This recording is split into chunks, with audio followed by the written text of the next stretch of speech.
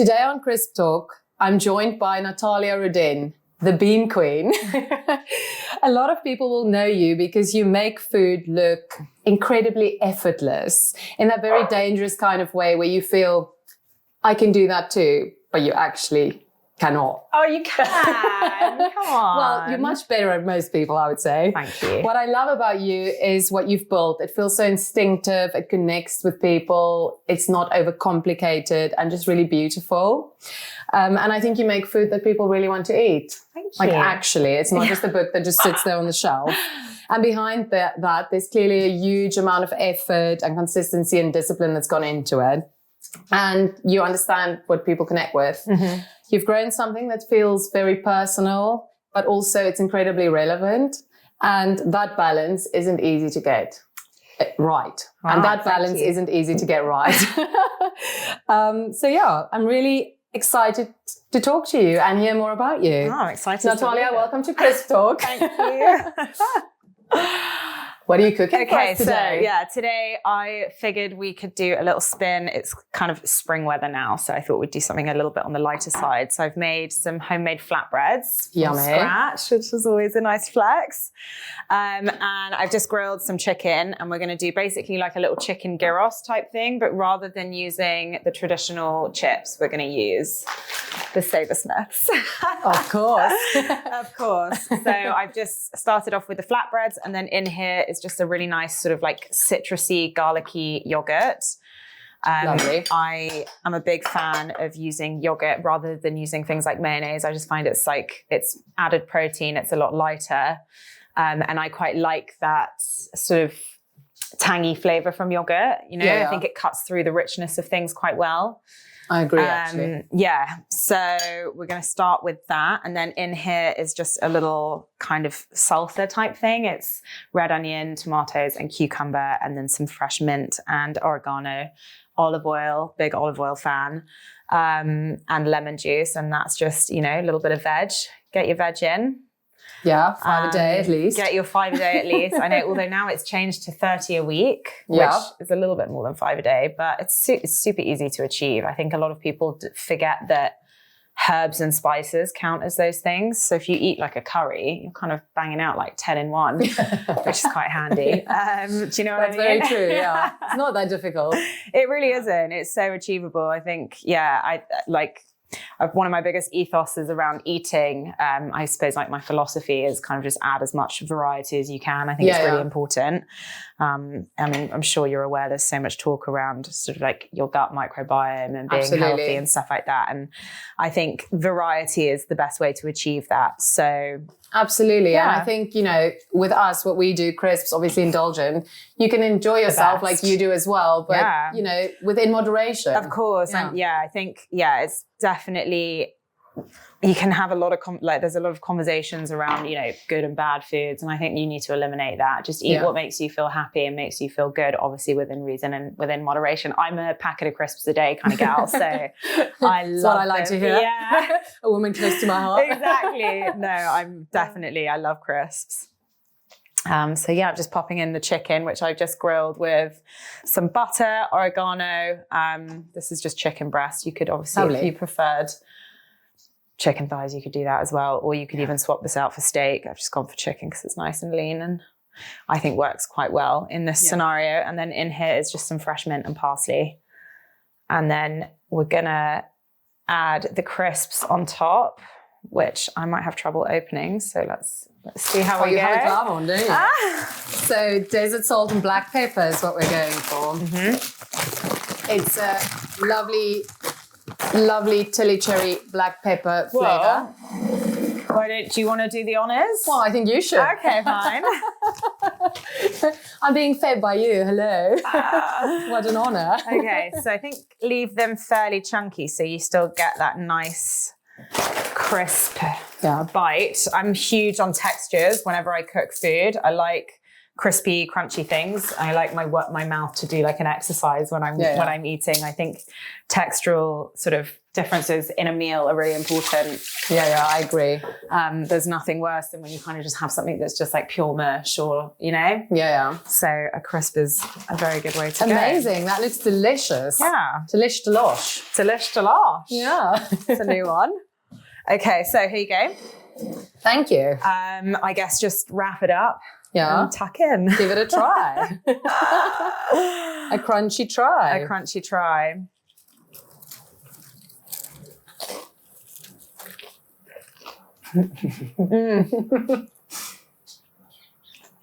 Yummy. Nice and fresh. Let me get you a...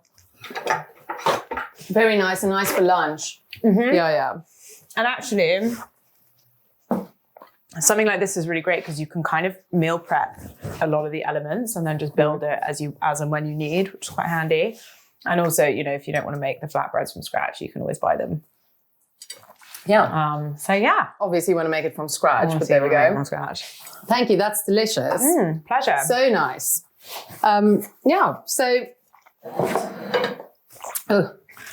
I need to ask you some questions, but I need to remember because that food's so good. I completely forgot. Basically, from what I've listened to and read about you, you've had such an incredible contrast with your father that basically came from nothing to abundance and eating at all these amazing restaurants and stuff, and then your mother cooking from scratch always.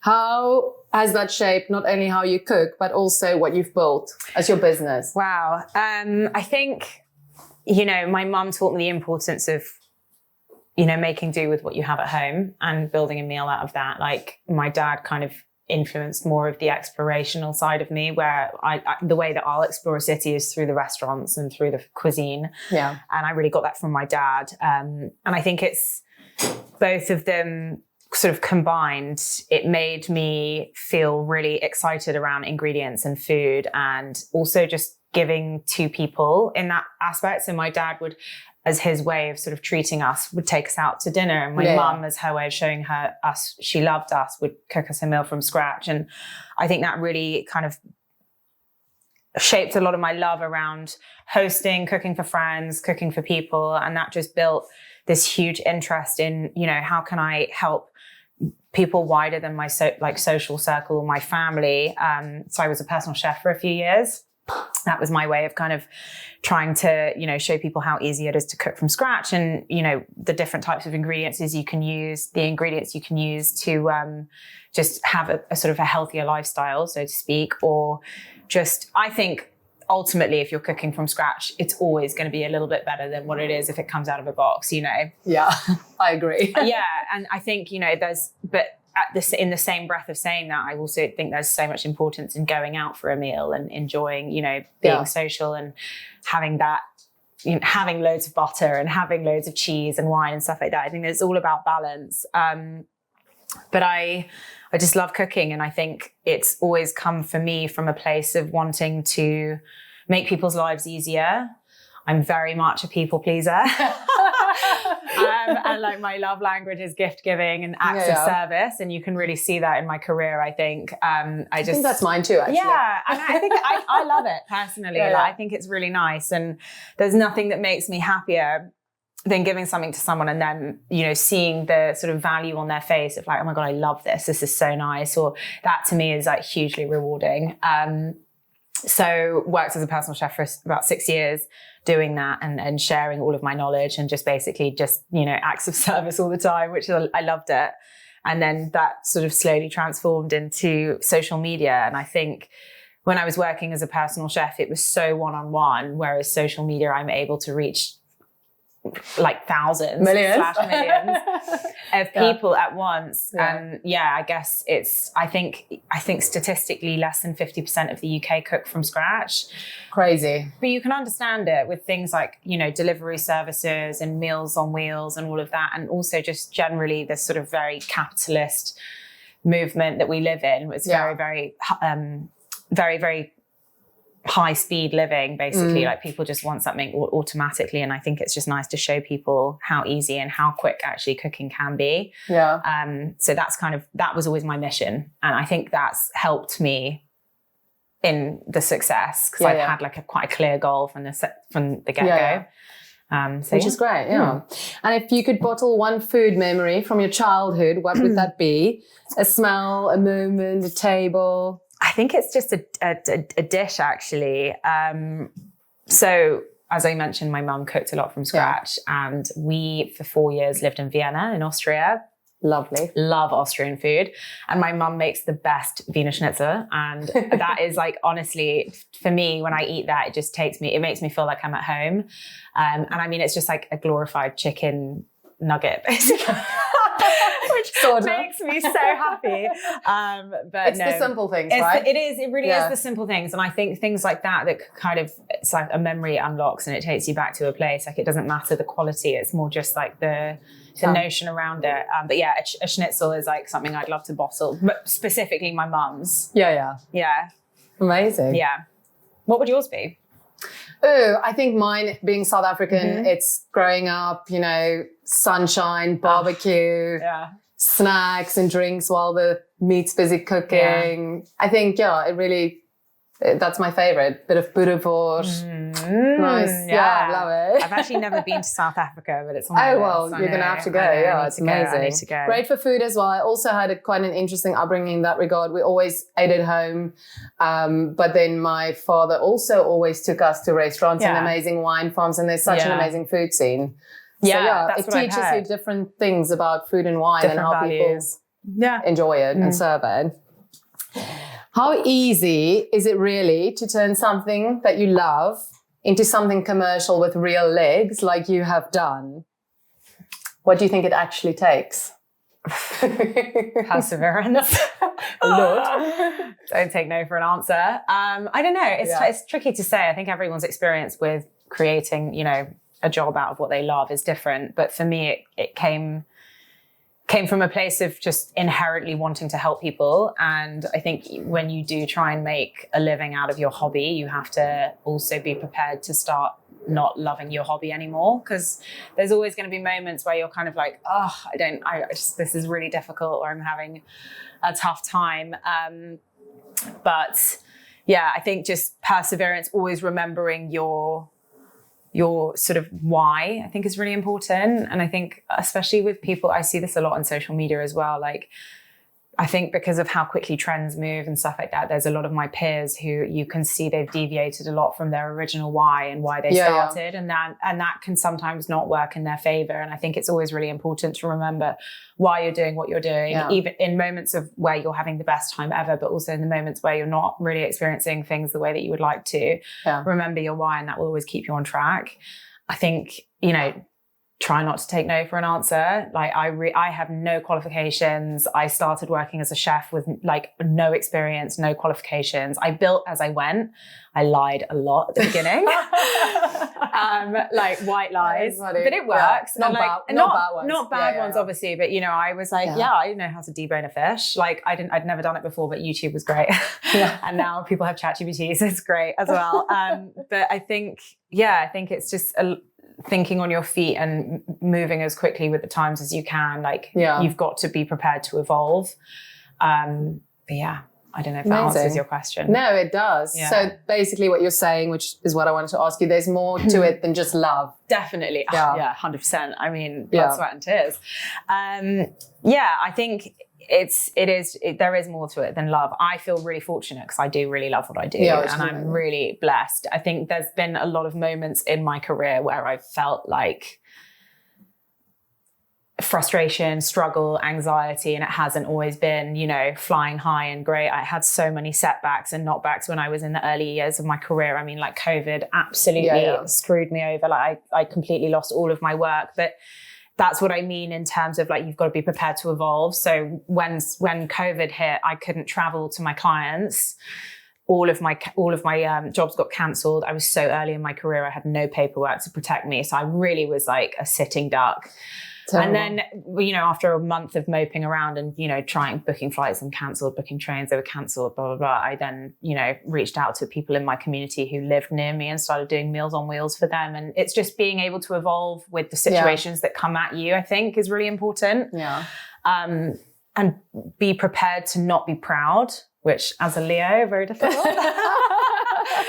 But definitely something I'm learning. You know, you've got to just like suck it up when you have to. And So it's not just love. And what do you think people are missing when they think it is just love? Just what goes into it, I suppose. I guess, maybe. I mean, it's hard to say. Like, I suppose it's like ignorance is bliss. A lot of people don't understand sort of how much goes into something. Like, I wouldn't understand if someone talks to me about like finance and equity. I'm like, I have no idea what they're talking about. And I think that relates to everything. Like, you know, if it's not your niche, you don't know too much about it. So you might just assume, oh, it's easy. Like, not saying that finance and equity and like all of that is easy, because I don't think it is. But I think it's, there's a lot more than love that goes into it. You just have to be really hardworking, I guess. Yeah. Because everyone says follow your passion, and passion is important, but passion alone can actually be a little bit of a myth. Is that Oscar? Yes, sorry. Yeah. He's absolutely dying for some attention. Do you want to be on camera? Passion can be a bit of a myth when it comes to building something successful, because I think people romanticize it. Yes. Yeah. I mean, it's like I said, like I think it depends what your passion is as well. Like, there's so many things that could be your passion that might not sustain you financially or support you in the, you know, especially in the economy we live in, you have to be earning good money to survive. So I think it, and like I said before as well, sometimes if you follow your passion, you have to be prepared to fall out of love with it as well for a little bit. Yeah, you do. I think big time. Like, it's really, I do love what I do most of the time, but there's days where I'm like, why didn't I just go into sales? Like, you know what I mean? Or like, why am I not a lawyer or something like that? But, and that's where it's tricky. It's like, I love cooking. I love cooking for people, but there are definitely times where it's taken away that love a little bit. But then it's just remembering the bigger picture and coming back to your why and why did you start doing it? And that can often like pull you out of it, I think. I agree. But with a product, you can hide behind it. But with a personal brand, it's a little bit more difficult. It's your everyday. Is that pressure a bit underestimated? I feel like I'm quite a difficult person to talk to about this, because I hide behind food. So I'm, you know. You're not feeling well. Right. Yeah. Look at my food.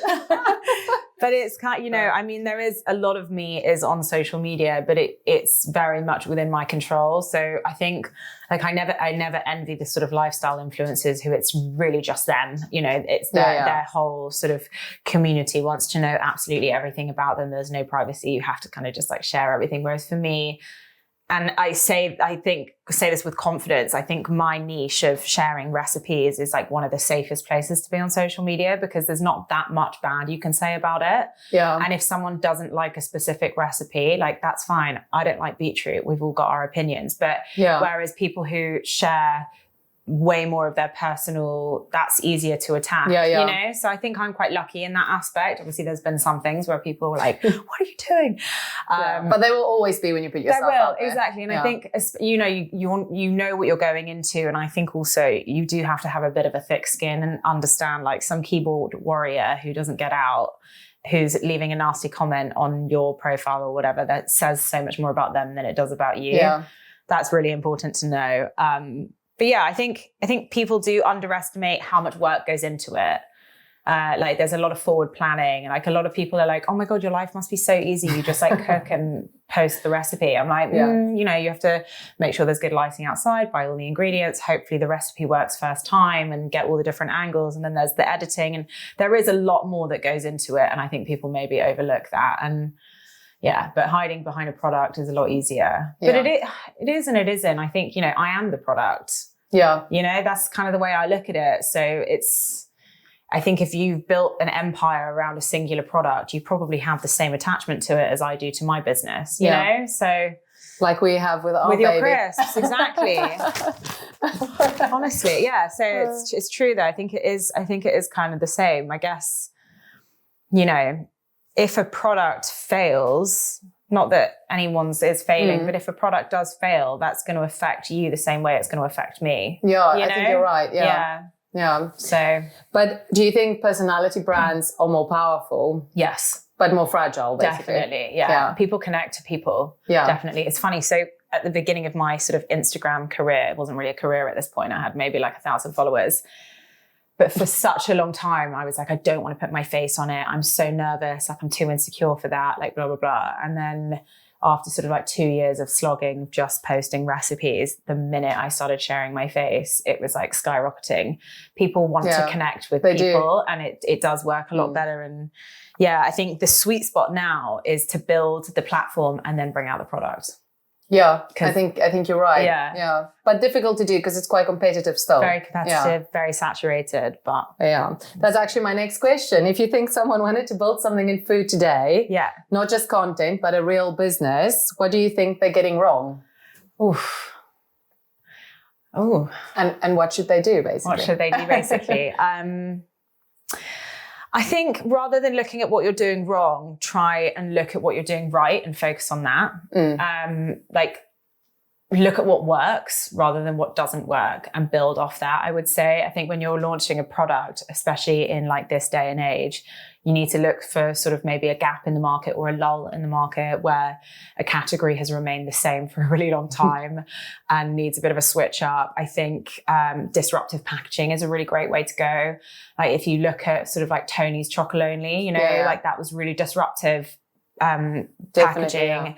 There's, Tom Straker's All Things Butter. It was really disruptive packaging because it was just really, you look at it and it's all bubble writing and like lilac and purple, whereas butter brands have been pretty bog standard. I think that's a really interesting route to go down. I'm also working on something. Oh, do you want to tell me? I can't. Not yet? I actually can't. I'll you tell can, you but you have to kill me. Yeah, exactly. You're not walking out of here tell alive. Tell me afterwards. But I think, and something that I've been looking at a lot is, for my specific product that I'm going to be launching, is how can I differentiate myself from what's already out there whilst also being something that people use every day? Because it's very difficult now to create something totally new. Yeah. That's almost impossible. And I think building a lifestyle around a product, like a lifestyle brand that people want to subscribe to, is a really interesting way to do it.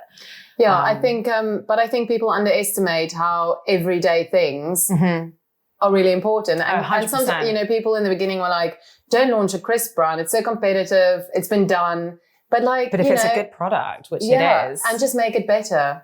Yeah, make it better. Definitely. I agree. But also, I think that's something that a lot of people overlook, is that they think, oh, it's been done, so I'm not going to do it. But I think do it if it's been done. Like, you always want to be launching in a category that already exists, definitely.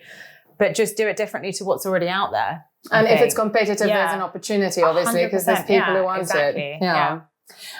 If you had to strip it back, what has mattered most in building what you've built? Consistency or resilience? Or taste? I think consistency. Yeah. I mean, I wouldn't say I'm particularly resilient, but I would say consistency is a huge, huge thing. One of the biggest sort of changes that I made in my life that really catapulted my career, especially on social media, was consistency. I picked 3 days, Sunday, Tuesday, Thursday, and post every day. Every one of those days, 6 p.m, I'll post a new recipe. And I've done that for the last 4 years. And that really, I think it was like October 22, and I was like, I'm going to be really consistent. I'm going to do this. This is what's going to happen. And by January, I hit thousands. Amazing. I had my first video went really viral, and I do think the consistency really helped. It's tough in social media because the landscape is always changing. Yeah. The algorithm is like this feather that you're trying to catch all the time that's falling from the sky, and you can never quite grasp it.